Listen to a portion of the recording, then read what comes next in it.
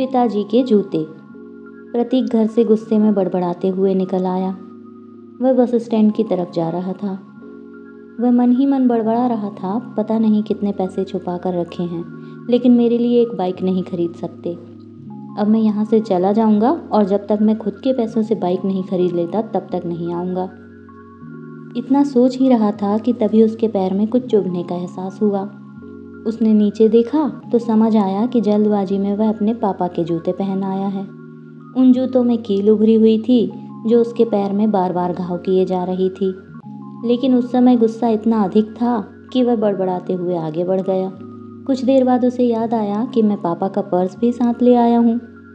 उसके खुराफाती दिमाग में एक ख्याल आया कि क्यों ना आज पापा का पर्स चेक किया जाए, जिसे आज तक उन्होंने किसी को हाथ तक नहीं लगाने दिया था। पता नहीं कौन सा खजाना छुपा है इस पर्स में, जो किसी को हाथ भी नहीं लगाने देते कभी। जब उसने पापा का वह पुराना पर्स खोलकर देखा तो उसमें पैसे तो नहीं मिले, लेकिन उसे पैसों की जगह पर एक डायरी रखी हुई मिली। तब उसने सोचा, ओह, तो यहाँ खजाना छुपा रखा है। वह समझ रहा था कि यहाँ पापा ने लिखा होगा कि किससे कितने पैसे लेने हैं और किसको कितने पैसे दे रखे हैं। लेकिन वह गलत था। जब उसने उस छोटी सी डायरी का पहला पेज खोलकर देखा तो वहाँ जो लिखा था वह थोड़ा सीरियस कर देने वाला था।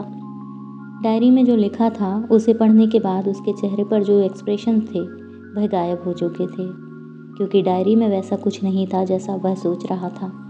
वहाँ पर उन पैसों का हिसाब लिखा हुआ था जो अलग अलग कामों के लिए अलग अलग लोगों से उधार लिए गए थे।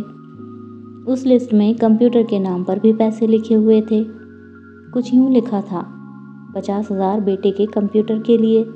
यह वही कंप्यूटर था जिसे वह आज तक यूज़ करता आ रहा था, लेकिन उसे ये नहीं पता था कि उस कंप्यूटर को खरीदने के लिए पैसे कहाँ से आए थे। लेकिन आज पता चल रहा था।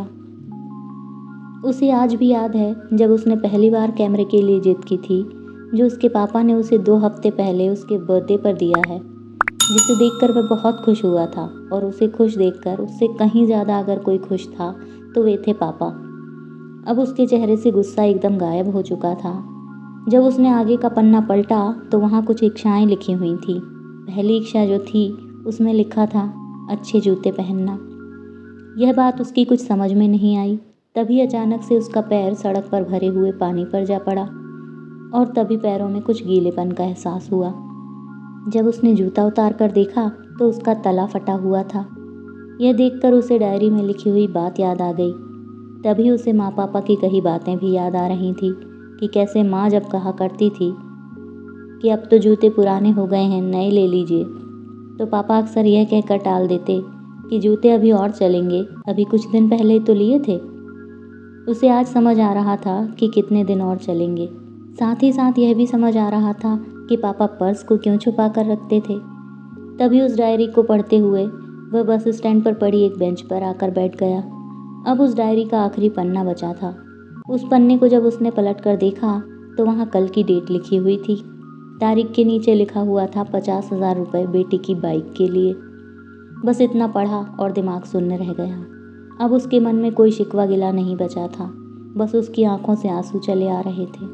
अब वह जल्दी से घर की तरफ भागा, लेकिन जूतों की वे कीलें पैरों में अब तक घाव बनाने में कामयाब हो चुकी थीं। उसने जूतों को रास्ते में ही निकाल कर फेंक दिया और भागते लड़खड़ाते हुए वह घर पहुंचा। लेकिन पापा घर पर नहीं थे। वह समझ गया था कि वे कहाँ होंगे। वह सीधा पास वाली बाइक एजेंसी की तरफ भागा। पता नहीं आज कहाँ से इतनी ताकत आ गई कि वह भागते हुए थक नहीं रहा था, और वो भी बिना जूतों के। जैसे तैसे वह बाइक एजेंसी पर पहुंचा। पापा वहीं थे। उसने पापा को दौड़कर गले लगा लिया और उसकी आंखों से आंसू रुकने का नाम ही नहीं ले रहे थे। पापा को कुछ समझ नहीं आ रहा था कि आखिर हो क्या रहा है, वह रो क्यों रहा है। उसने पापा से कहा, पापा मुझे बाइक नहीं चाहिए, आप अपने लिए जूते ले लीजिए। अब आज से मैं जो भी करूँगा अपनी मेहनत से, अपने बलबूते पर पढ़ लिख कर करूँगा। दोस्तों, पिता पुत्र के प्रेम की यह कहानी अगर आपको थोड़ी भी पसंद आई है तो इसे लाइक शेयर करना बिल्कुल ना भूलें। साथ में चैनल को सब्सक्राइब भी करें। बेल नोटिफिकेशन को ऑन करना ना भूलें, इससे आपको मेरे आने वाले वीडियोस के नोटिफिकेशंस टाइमली मिल जाएंगे। मिलते हैं कल इसी टाइम इसी चैनल पर एक और इंटरेस्टिंग कहानी के साथ। तब तक के लिए आप अपना ख्याल रखिए।